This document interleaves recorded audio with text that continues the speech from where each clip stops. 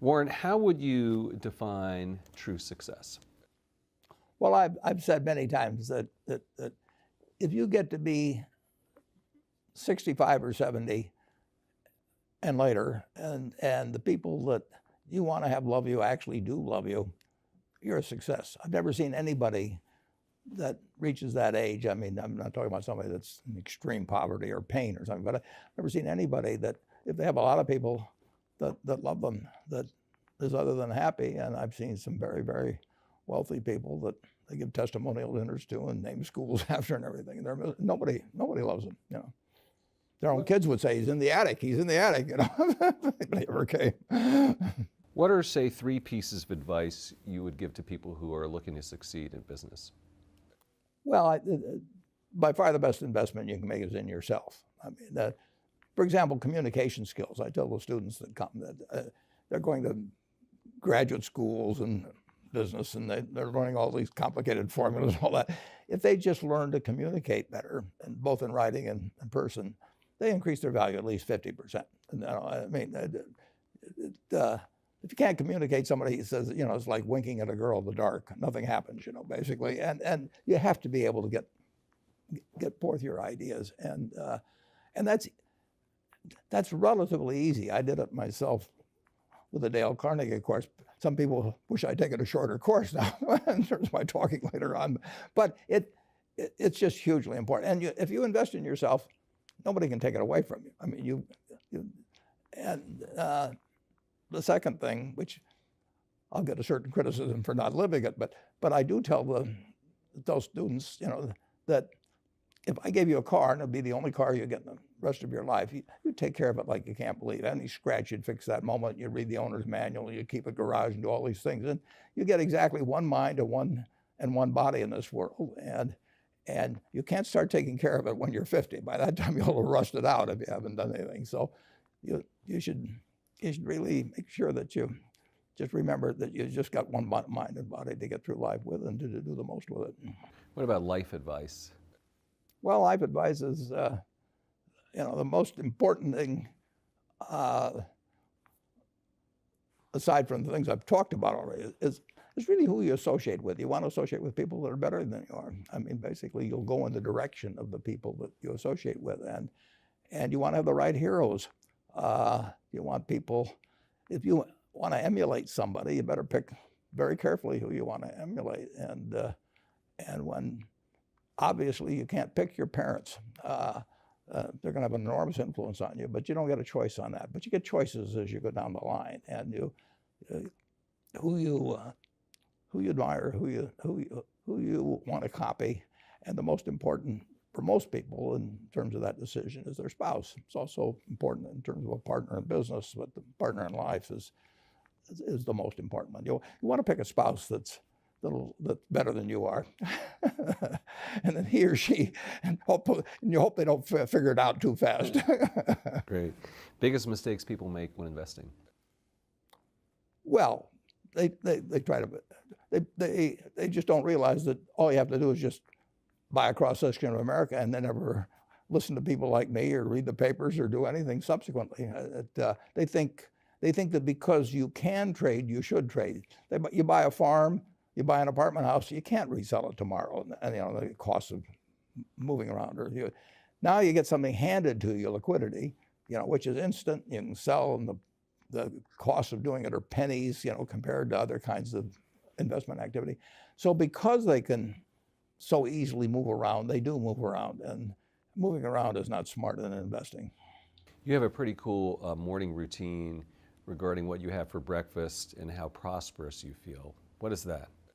Well, I now actually send somebody over to McDonald's usually to get me something. Since the publicity I got from earlier describing my habits at McDonald's, I now have somebody go in the office, but that was more for entertainment value. I eat exactly what I like to eat. If I liked it on my 6th birthday, at my 6th birthday party when we had hot dogs and hamburgers and Coke and ice cream with chocolate, I still like it. And I don't care about anything subsequently. I discovered it all by the time I was 6.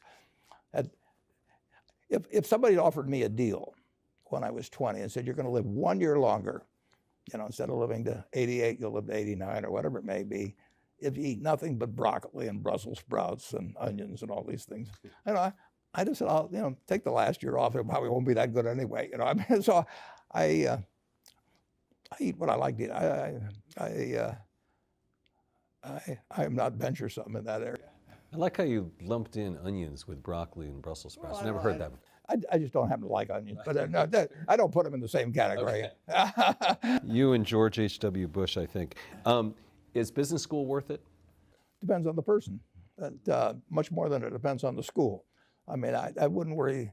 Some people are going to get a lot out of advanced education, and some people are going to get very little. And I don't even think it's important that every person go to college at all. I mean, we have all kinds of jobs at 70 or so thousand a year, 80,000 a year that college training is not of use. And I actually was not keen on going to college myself. Yeah, my dad kind of jollied me into it. He could get me to do anything. But if they'd had an SAT test in those days, he would have taken the test for me.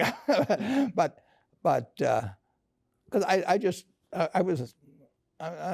knew I could have a good time, and I liked investing, and I didn't really feel I could read the books. So I don't, it's a big commitment to take 4 years, and the cost involved, and maybe the loans involved, and everything. And I think, depending on what your interests are in life, I don't think it's for everybody. I think it's for a lot of people, but there ought to be a reason you're going, and I didn't really see much reason. All right, last question. So lightning round, so there's a few.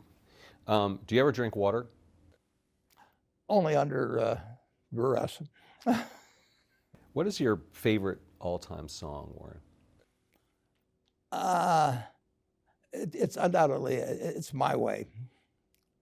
What about movie? Favorite movie? Well, I like The Bridge on the River Kwai because of there were a lot of lessons in that. Plus, it was enormously fascinating. Catchy tune also. Pardon me? Catchy tune also. Yeah, Right. Very. Right. But the ending of that was sort of the story of life. He created the railroad, and did he really want the enemy to come in across it? Got it. Favorite book? Well, the favorite book from the book that had the most impact on my life was The Intelligent Investor by Ben Graham. I knew you were going to say that. Favorite TV show? It's probably going to be it would be Nebraska in some huge bowl game and winning. And finally, what do you carry in your wallet, and how much money do you tend to carry around? Well, I probably carry maybe $400.